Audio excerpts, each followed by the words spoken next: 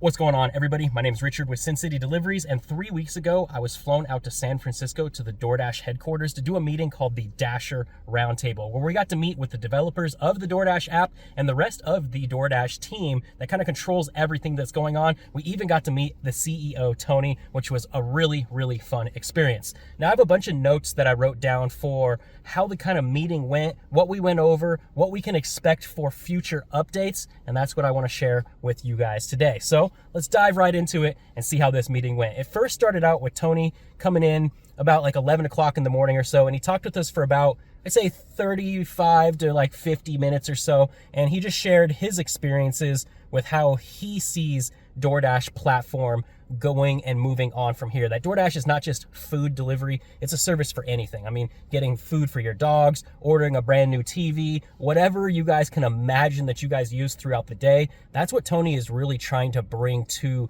the general public and make it more accessible for everybody to be able to fulfill their needs for whatever it may be.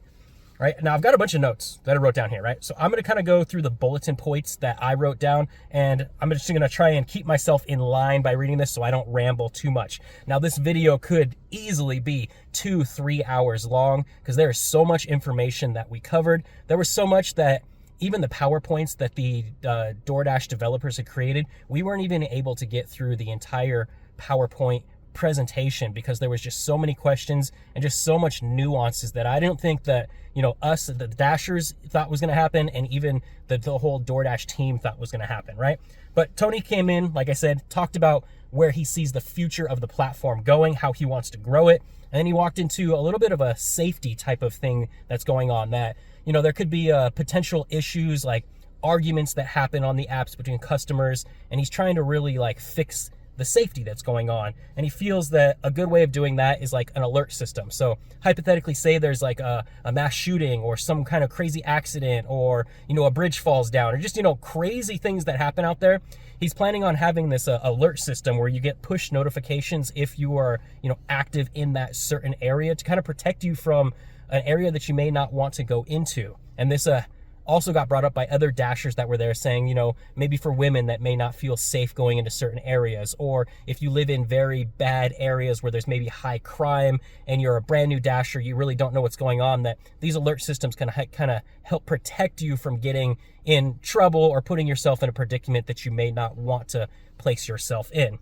And I thought that was really cool that they're starting to work on that and, kind of create a nice little a field of push notifications to help the Dashers protect themselves, right? That moved on to autonomous vehicles was the next thing that Tony had talked about there. And that's the new autonomous vehicle Dot, right? That little tiny red robot that you guys saw in the previous videos.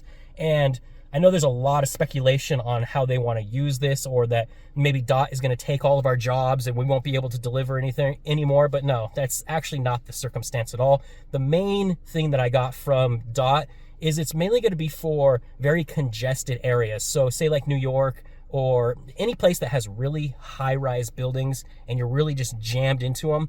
What they're planning to do is use Dot as like a third party for the Dashers. So Dot can go into the really congested areas, pick up the order, and bring it out to more of a central area where now you as the Dasher can kind of go pick up that order and finish the last leg of the trip. So I think that's what they're working on right now. They do have this testing out in the Phoenix market right now. So if you guys are in Phoenix, you might see Dot rolling around in the downtown area. If you do, let me know below how that's working, and if it's a cool thing. If it's bad, it's all trial and error right now. But no, Dot is not here to steal our jobs and, make it so we can't make any money, right? I know a lot of people say that in the comments, but that's not it at all. So Dot's going to possibly fulfill the low-tipped orders, right? Because we have a lot of low-tipped orders. So we can even use Dot to do that for like short distances, no tips and stuff like that. So they're really working on that to try and help put more money into our pockets. Congested areas, do that first, and then move, to a more central area where a Dasher can meet up, right? All right, that's what I got on my first page right there. Now, after Tony was done talking, we had the developers that control the apps come in. So we talked to 3 main people here. One for logistics, so all of the mapping that we see done, all of the routes that we see done. We talked to the retail section, so the developer that's working on all of the shop and pays and how just all of your shopping orders go and the way we see the app and why we see certain programs like ProShopper, which we'll get into a little bit later here. And then we looked at the Dasher app experience. So this is how we see the app currently modeled, or the new programs that we see. Right now, where I'm at in Las Vegas, you have the Dasher 2.0 rewards program. That's the new points system, to where you have 100 points, and then you have all these other little bulletin points, or not bulletin points, but other categories where you have to maintain your stats to have an overall Dasher rating, which helps you not have to have, like a 70% acceptance rate to get platinum, or, 50% AR to get silver, or whatever it may be. They're trying to go away from that to not make the app feel as restrictive, or your acceptance rate being the defining factor that controls your experience on the app.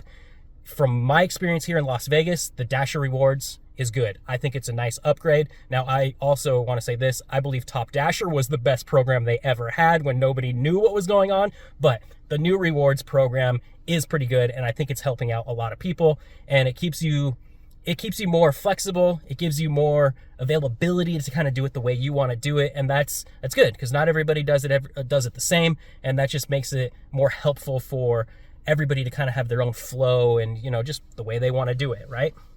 So part one that we went over there is what they fully have launched in this app, and that's, the streamlined home screen that we now see. We've all seen a new home screen with your earnings on the top, the busy zones, your scheduling, just, the whole interface. The UI is what we've seen, and they're really proud about how they've made the new UI. And if you guys like it, let me know in the comments below. I think the new UI is good. It's really quick and snappy. And the little new side menu on the side also is nice, so it helps you get to where you want to go quicker without clicking as many buttons. The wait time insights, so now you can see like an estimated wait time of, it might be 8 minutes before you get a new order, it might be 12 minutes before you get a new order, or whatever it is. So that really helps you know how busy it currently is inside your zone. The improved side menu, like I mentioned there, quick schedules of dashes, so you can just, quickly schedule just straight from the home screen. Switching earning modes, so if you guys have earn by time, it's really easy just to switch over to earn by time, or just be on earn by offer. So that's a big update that they launched recently, and they're proud to see how that's working, and they feel that it's working pretty well for the Dashers. My arm's getting tired holding this up right here. Now, the next thing that we went into was the ProShopper updates, how they've reworked it, and how they have new stats. I haven't gone too deep into it because I think ProShopper has completely destroyed my shopping experience as a Dasher. And I let them know that. I said, if you guys have this new ProShopper stats where you got to find original items, you got to find all the items that the customer wants, and by having ProShopper, you're first to get those type of orders. And when you get to the store, the bread's out. Maybe there's no candy or whatever the item may be, like apples or something like that, right? Or broccoli, right? I've had these things happen to where I get to the store and it's, 8:30 at night or 7 o'clock, or maybe early in the morning at Sprouts. I go there at, 8 o'clock in the morning or something, and they haven't even fully stocked everything. So items are essentially missing from my report, and you get penalized for that. Now they're trying to do a new update where you can take a photo of the shelf showing the item not missing, and that doesn't hurt your stats. So that's getting rolled out here, I think within the next week or 2 weeks here from the post of this video. So that will help protect our stats a little bit. But what I mentioned to them is, as me being a pro shopper, or being a shopper that gets the orders first, I feel like I was being penalized for getting the offer first for having high stats for one, then getting to the store and the items not being there, and then you guys docking me on top of that. So they are trying to rework it. A lot of their perspective is just statistics that they're reading, just data, and they're not really in the field to see how it's really working, right? So there's going to be flaws in these systems, but they are working hard to make it better for us. We just got to give them time. It's not perfection, it's going to be progress. I might say that a few times in this video. Now, as they're working on the ProShopper and we express to them that it's bad, they understand that they've heard the problems that we Dashers have, and it's not just me, it's multiple Dashers, it's thousands of Dashers that are out there. So I'm excited to see the new updates as they come out and possibly make ProShopper a more streamlined experience for us out there, so it doesn't feel like we're getting penalized for maintaining our high stats and getting those orders first. The next thing we moved into was something called flash offers. If you guys aren't familiar with flash offers or what those are, this is a new type of way for you to take orders without having to be online. I did a video with your driver Mike, so if you guys shoot over to his page, you guys can see, or his channel, you guys can see exactly what we talked about there, and we covered a few other things at the same time, but I will go into it just, a little bit in depth here. Like I said, this video could easily be 2-3 hours long. I'm just trying to, go through it, give you guys the spark notes on what they're working on and what my experience or my perception is on what they will change or how it's going to be for the future as they do new updates for the DoorDash app. So the flash offers, it's not going to be for major cities. So if you're in a major city right now, you may see flash offers on your phone, and you can schedule availability of like, hey, I'm available from this time to this time on whatever day. And you could be signed out of the app, but you'll get a push notification saying, hey, go to store and pick up. Right now, the way that the DoorDash dev team explained it to us is they're utilizing this program for small markets. So let's just give a hypothetical scenario here. Let's just say you live in a city of 500 people, right? I'm going to make the numbers small just to make it easy to understand. You live in a city of 500 people, little town or whatever it is. You're a driver and you turn on the app. This is what they've seen on their side as the data, is a driver will sign into the app, 1 hour goes by, 2 hours goes by, 3 hours goes by. The driver doesn't receive one offer at all, so the driver just turns the app off. Then they can see that that driver doesn't sign online for the next 15 or 20 or something days because they maybe are trying other apps, or they just feel that, what's the point of turning this app on if I'm not going to make any money? And the inverse of that is they have customers who place orders that are not getting fulfilled because the drivers are not online. They don't see any orders coming on. So what's the point of turning on my app? And now the customer is getting orders into the system. It's not getting fulfilled, and then the order is getting canceled, which now makes the customer feel the same way. Like, why would I open up the DoorDash app and order any food or any services from it? Because it's never going to show up to my door because nobody's out there to deliver these orders. So the way that they want to fix this or create like a positive feedback loop is by creating these flash offers. So the driver could be offline. If they're going to get a push notification, it's going to say, hey, go to X store. On top of this, they're going to give them a nice boost. And from the screenshots that they showed, I believe, at the Dasher Roundtable, was like a $15 boost or something like that on top of already what the customer is paying. So, it was an order, I think it said like $27 or something like that. Probably wrong on that. Don't quote me 100%. But this is a good incentive for that driver now to jump online and go ahead and take that offer. And now the customer has a good experience. They place an order and it obviously gets fulfilled. So what can happen in the long term of doing this program is more orders will now be in the system. More orders will now come to the driver also, so the driver will have a more incentive of turning the app on, knowing, hey, I'm actually going to receive some offers because there's now more customers ordering. So that's the whole gist of flash offers. If you're in a large city, it probably doesn't matter because we have enough orders already flying through the system at any time. We have enough drivers online at any given time 24/7 that the orders are probably going to get pushed. So if you're in a small town, look out for that. It's probably going to help you out. If you're in a large town, a large city, it probably doesn't even matter at all. I have my flash offers turned on right now, and I have not seen one offer, and I schedule myself from 8 a.m. to about 10 p.m. on all of the days, and I still haven't seen one come through, and I really don't expect one to come through unless I'm in a really small town, right?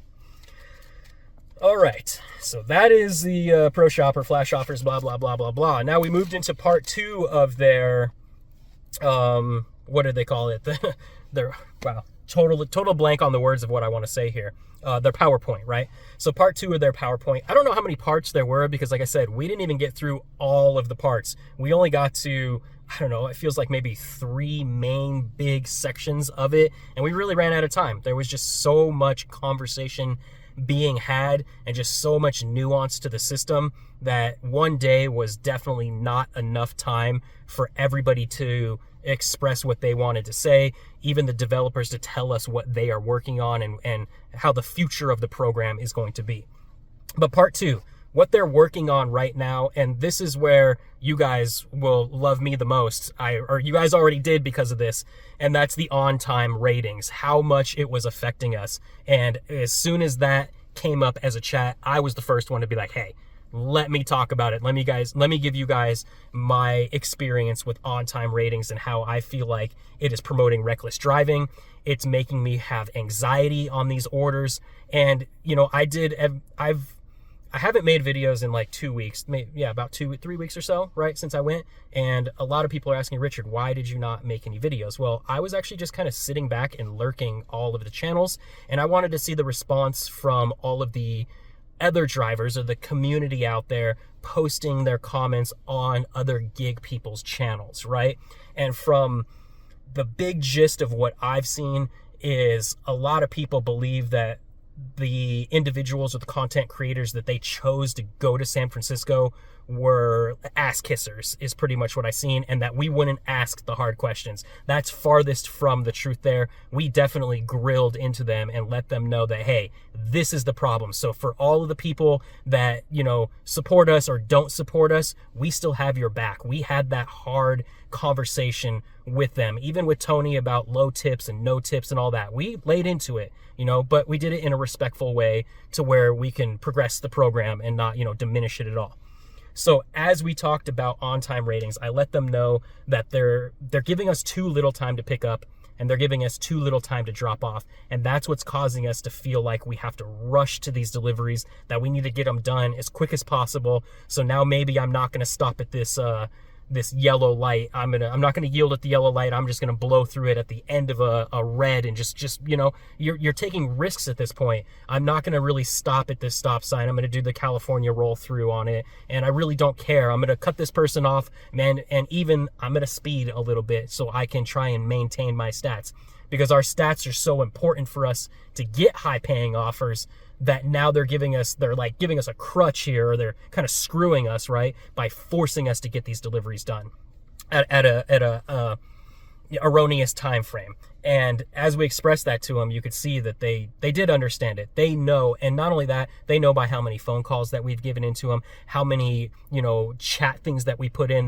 They're watching and logging all of that. So as much as we think that, you know, you go to a store and you say, like, you know, is there any issues with the store, long pickup time, didn't get help from any employees, all of that stuff is being logged. So it's not just going into the invisible ether and nobody knows about it. They are combing through that information, and they use that to make better updates for future, you know, pushes or future updates of the DoorDash platform.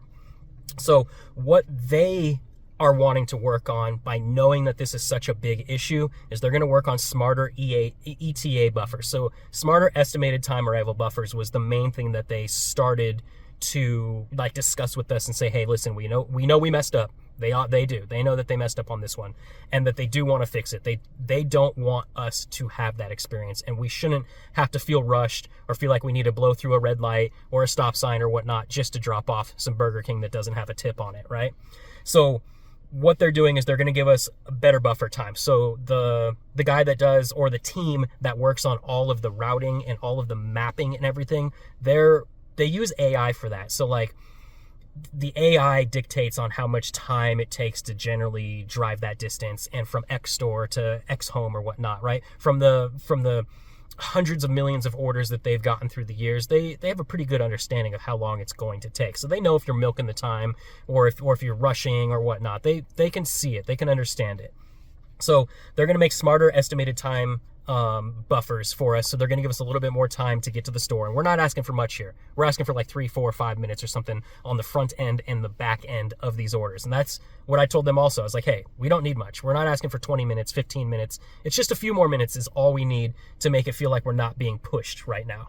And they're also going to make it's going to make it easier to dispute your late times inside the app. And I've already seen those adjustments. I don't want to say like they've already changed the app 3 weeks later, but from my experience already being back and 3 weeks later into the app, it feels like I do have more time to get to the store. And it does feel like I'm getting like a good buffer of at least 4 to 5 minutes past what the drop-off time would be. Let's hypothetically say I need to drop off by 29, but I'm going to arrive by 25, and I've got that extra 4 minutes or so. So they are definitely, or they have already made that adjustment immediately in the system. And I think it's just a fine tuning that they're doing, because something that works in one market can work really well, but they bring it into another market and it could completely just fall apart, right? So there's a lot of trialing and a lot of errors going on here, but I do expect them, within the next updates of next year, say like a first quarter, second quarter, third quarter, fourth quarter. It's generally how businesses work. Large corporations, we should see those updates come in within the first, second quarter, I believe. Don't know. They didn't give us any time frames. We don't know. They don't know, but they are working on it, right?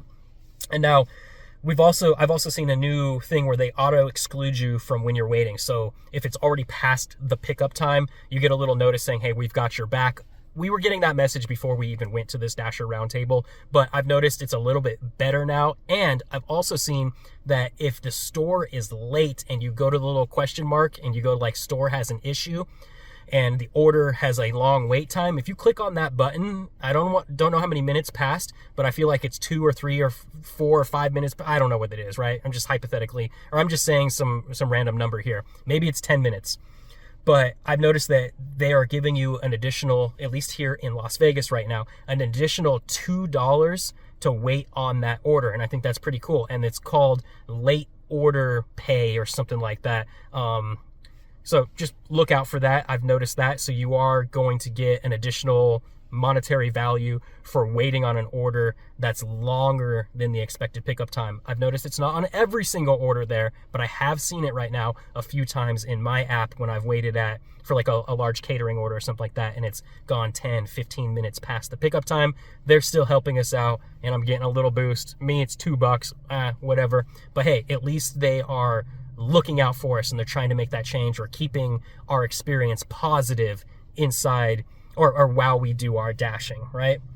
And then after they concluded with all of the on time and how it's giving us a bad taste in our mouth, they definitely don't want us to have that experience. We moved into the Dasher Rewards 2.0 program. And that's the program where you have 100 points and you have an on-time rating, you have a quality rating, you have an acceptance rating, you have a completion rating, you have how many deliveries you've done in the last 30 days rating, and then you have your I don't know, I forget one there. Oh, your customer, maybe I said that twice or something, but a customer rating, like your your star rating also. And across all of these, they add them together, and that gives you your overall Dasher rating. And this will dictate if you have silver, gold, or platinum, and what kind of orders you can qualify for in your zone. And because this is a dynamic program, you can fall out of tiers and bump yourself up into tiers just by collecting more points or losing points. This also allows you to have a lot more flexibility. I've brought myself all the way down into the 60s for acceptance rate, and I've still had platinum, and that would have never happened out here in Las Vegas. So it's really nice to see that program. If it's not where you are right now, I kind of feel bad for you guys, because it is one of the better systems right now for how they give us tiers, right? It makes it easier. There's more flexibility. I guess that's the best word to say for it. And if you go onto their website, you can see how they break it down also. And hopefully it's coming to a market to you or near you if you don't already have it. At this point, we took a lunch break. And we didn't even get to cover everything we wanted at this point, but we had to go on a lunch break, get a little bit of food into us. We kind of mingled a little bit with the developers and got to ask them more questions. Like my main question I wanted to know is, if I have 80 points and that qualifies me for platinum, and somebody has 86 points and we're sitting next to each other, does it really matter that, I had 80 and that person has 86 points? Is the person with 86 points have a higher priority than me? And the developer told me, no, it doesn't matter. As long as you have the tier is the access to the orders that you qualify for. It doesn't matter how high your acceptance rate may be, or I gotta move this camera. My arm is killing me right now. 24 minutes of holding this camera up. Like I said, this video could be super lengthy, and I'm trying to do it as quick as possible here. So I asked him, if it really matters what your points are, and it doesn't. As long as you qualify for the tier, you're good. hit your platinum, hit your silver, hit your gold, or just don't even be in a tier at all, that's what you're going to be qualifying for your order. So you don't need 100 points to get the best offers. You can have 80 points versus someone that has 100 points. And it doesn't matter the different quality or quantity of orders that you're going to receive, right? Now, as we came back from the lunch break, we went over something that's brand new to me that I had no idea is going on. It's called the DoorDash Grassroots. And this is where we go to, Congress and legislation and all of these different, it's like the political side of DoorDash. Why you see Prop 22 in New York and Prop 22 in California, and like equal pay for people or active pay for while you're on deliveries. It's only passed in 2 states right now. I believe they're working on another one in, I'm going to forget the name here because it's been a few weeks. I think it was Minnesota or something like that, or Wisconsin. I know I totally forgot that, butchered that. But this helps, Dashers have like rights or legal rights to what's going on. So let's see what I write down here. Public policy in you, introductions, policy issues, Dashroots, protecting your earnings, no tax on tips, delivery tax. I'm not really too sure because I had no idea that this stuff was going on, and I kind of just side noted a little bit of stuff here, really nothing powerful for me. But yeah, I thought that was a really cool side. What we can see for the future that DoorDash does want to do is they want to be able to give us, health insurance, because we do X amount of hours for active time that we should be able to qualify for that type of stuff. Like if you work at McDonald's or Burger King or Taco Bell or whatever it is, those businesses give their employees health insurance, and they can qualify it for how many hours they can qualify for it by working X amount of hours per month or calendar year, whatever it is, right? However they break it down. And DoorDash is working very hard, and they're at the forefront of this to bring this to us also, so that we can get health insurance and have certain things that other jobs have right now and bring it to DoorDash. Like I said, I'm not too, I don't know so much about it, so it's hard for me to really discuss that one. But if you guys want to know more about it, it's called the DoorDash Grassroots, and you can look it up online and you can see everything that they're changing for us. They're there to help us, protect our rights as drivers, and make it so that we have more, accessibility to what other people have for the 9-to-5ers out there, right? Let's see, Dashroots. The average driver works 4 hours a week. Did you know that? I had no idea. I mean, I kind of feel like I knew that one right there. Now, they shared a few other things with us also, but these are numbers that are off the books. So yeah, we're not going to talk about any of that, unfortunately, right? It's not like I signed an NDA and I can't speak about X amount of things, but there is like there's some things you just, I don't know which words I want to use right here. I almost want to say common sense, but it's not a courtesy, right? It's just to be courteous about, how they were really, really kind to us in bringing us out there. And they did share certain information that helps them determine why they're making programs or why we see certain changes in the system. And it's because of statistics that are going on in the background that we as Dashers would never, ever get to see. And it's like, you can't call and be like, hey, what's going on? And, how much business is happening in this city and how much, they would never show those numbers with you. And it's not like they shared like crazy stuff with us, but there is, numbers that they shared that definitely help them determine why they're making certain programs and why they're making certain changes. Now, after all of that was done, we had to kind of conclude the meeting at that point, because we had eaten up so much of the day that we were getting towards, 4 p.m. or whatever it was, to where it's like, hey, the offices are closed and everybody's going home, and like their 9 to 5 day is over at that point. But we did a dash with one of the employees there. So we got to go out, and I went out with Dasher Phil, and we got to just do, I forget what they called it. It was a we dash is what they called it, to where we go out there and we dash together, and we get we can take our experience and collectively put it together and say, hey, what's working, what's not working. Unfortunately, when we got back, that we didn't really get to discuss it too deeply. So I feel like they hadn't, it's hard to say this one. It's because we ran out of time. There wasn't enough time to really discuss all of the matters that we wanted to discuss. So a lot of things were getting cut short. And the We Dash, I feel like, got cut short for us, and we didn't really get to explain to them, like, hey, this is working, this is not working as we're out there. So for instance, when Phil and I went out and did a dash, we had to deliver to an apartment building, but it was on the corner of like an avenue, right? Like high-rise buildings. And what made it difficult is there was no screenshot or no picture of the entrance to walk into this building. And most of us, I'm pretty sure most of us see when we go to home deliveries, we get a picture of the customer's front door and you can see their front door mat or a window or their Ring camera. And it gives you like identifying factors of like, okay, I'm standing at the right house. I'm not going to be dropping at the wrong house. I'd say out here in Las Vegas, I'd say like 90% of my orders probably have that photo, and even businesses all see that photo knowing, hey, am I walking up to the correct suite right now and dropping off, and it's not, suite 170 and verse 130 where the doors look identical, but there might be like a picture frame or a time or like an open sign or something that helps you know, okay, this is the correct one to drop off at. And I really wanted to express that to him and say, hey, you guys, if you could make this a change or make it something that is for every customer that lives in apartments, for one, anybody that lives in high-rise buildings, for two, that this would really help the flow of the driver that's taking it to that customer to get it done a lot quicker, right? So hopefully we see those type of changes in the future. We didn't really get to discuss it very deep, like I said, but it was a little bit that I got to tell them. Then after that, they brought us together with, I believe it was three other Dash. So it was 3 content creators together.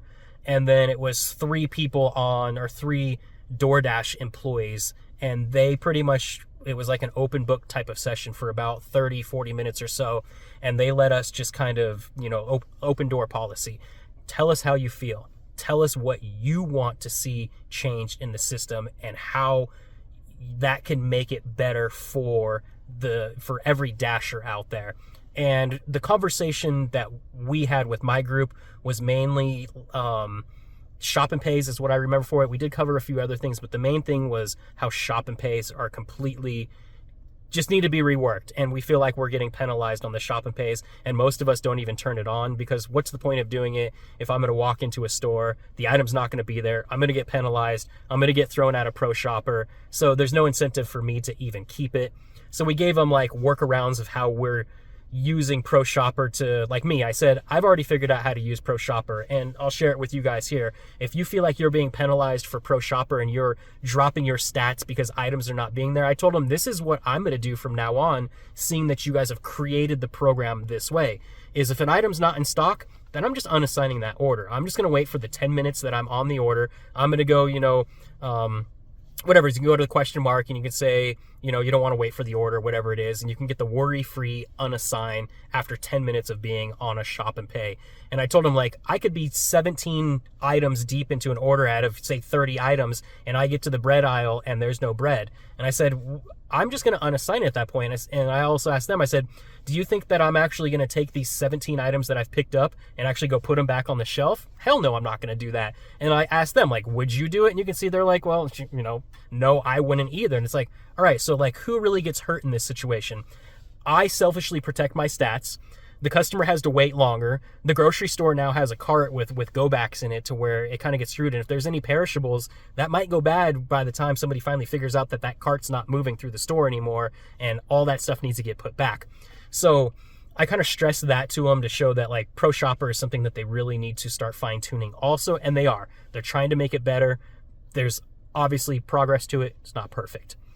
Let's see. So after we were done with all of that, I believe that kind of wrapped up the day there. And then DoorDash treated us to a nice dinner. So we all went out to dinner, got dinner and drinks. And after that, we went to a place to get some dessert and whatnot. And we kind of just chit-chatted there. Then we did a little bit of sightseeing after that, and we concluded the day. And I think it was really awesome. My Dasher Roundtable or DoorDash experience going out to San Francisco was awesome. I know if you guys made it this far into the video, 34 minutes into the video, I know a lot of the haters out there would say that Richard would probably never say anything negative about DoorDash again. And no, that's not true at all. I'm always positive. I always try and find the positive light in a negative situation that's going on. I found out through my life as I've done that, more doors and more opportunities have happened for me. And I'd rather be on that receiving end of opportunities than being on the shit end of the stick and not getting those type of opportunities, right? So I know there's a lot of haters out there that feel like, oh, you shouldn't have went, and this person should have gone, and that person shouldn't have went, and they should have invited me. You know, it is what it is. Just know that if you don't like me, it's okay. I'm still here to try and make DoorDash a better platform. Obviously, DoorDash sucks at times. Everything we do in life sucks at times, right? But I want to honestly say, like, I've got your guys' back, and if and when they do these Dasher roundtables again, they did send us out a questionnaire after we were done, and I believe all the people that got invited out got this questionnaire, and we got to just fill out, you know, they gave us maybe 20 questions of something of like how the event went. I don't remember what all of them are, you know, what other content creators we could see in the future being invited to help the system. And, you know, we all answered that how we wanted to answer it, and I feel that the group that they put together was a really good group, but we could also diversify that group even deeper and get more input from other content creators that are out there and other drivers that have, you know, way more deliveries than the group of us that had. You know, I think the highest person in there had about 25,000 deliveries, but that's still massive. Like me, I've got 12,000 deliveries on the platform right now. I've got like 4,000 something deliveries on Uber Eats, so I'm just past 16,000 deliveries. I still feel, you know, my opinion does matter. I've got a lot of time in the field. I know what's going on. Now, I don't know what's going on in your city, in your zone, but I love the challenge of traveling. If you guys watched my channel for a while now, you'll know that I've been pretty much everywhere on the West Coast, right? I've gone to all 3 states that touch the ocean there, and then I've been in Nevada because that's obviously where I live. I've even done some dashing out in Arizona. I've never shared that, but my cousin lives out in Arizona, and when I go visit him, I go do some dashing, but I don't make any videos about it because, you know, I'm chilling with my family at that point, and I'm just kind of like showing him the app and just kind of, you know, having fun a little bit. But DoorDash for me is obviously been a very big part of my life. Not to say Uber hasn't, or just the gig delivering has not been, but DoorDash is awesome for what they're doing right now, trying to bring content creators into the conversation to help make the app better. I hope that influences you guys, the viewers, knowing that, hey, if you guys have concerns or questions or whatever it is, let us know also. We can take that to the next DoorDash roundtable, and we can help, you know, curate the program even better so that we all have a good, positive experience. Like I said, I know that we have bad experiences, we have good experiences. DoorDash may be shit in your area, DoorDash may not be shit in your area, and I hear it, I see the comments. I'm not, you know, dumb to it. I know what's going on, and so does DoorDash, right? DoorDash watches all of our content. That's how they chose who they chose to bring to the Dasher Roundtable, who they sent the invites out to, right? From the list that I saw, I know there's people say, oh, I've seen the list, I've seen this, you know, I don't think a lot of people actually saw the list. Really, from what I saw, there was only maybe about like 15 content creators that they invited. A lot of them didn't even respond because they probably thought they were fake emails.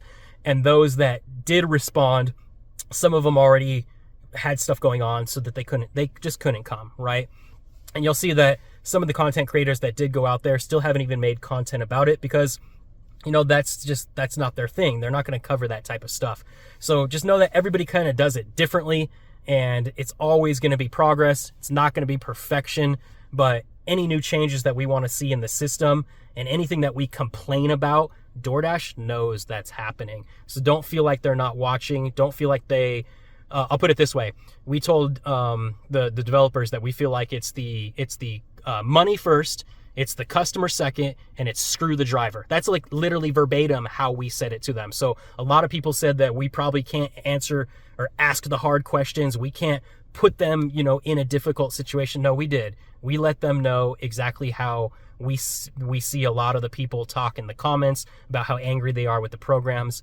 It's just we did it probably in the most a business type of way or the most polite way, but we still let them know what the issue is. I really do appreciate you guys making it 39 minutes into this video. Like I said, it could be way longer. I tried to do this as quick as I can, and I'm just going to go ahead and let you guys go from here. I'm going to do a little bit of dashing, and I will see you guys in the next video. I will be dropping content throughout this month of December. The first week here is going to be here in, or actually like the first 2 weeks I'm going to do here in Las Vegas, and then about halfway through the month, I'm going to head back out to California and do some dashing out there. So guys, if you haven't hit the subscribe button, hit that subscribe button. If you haven't liked the video already, like the video, and please share this with any of your Dasher friends and let them know, hey, we got your back. The content creators got your back. DoorDash does have your back. It is not the money first, the customer, and screw the drivers. DoorDash does see it as, obviously we got to make some profits. We do have to make the customers happy, but they have, and they've always tried to make the change in the drivers and included them into the system also.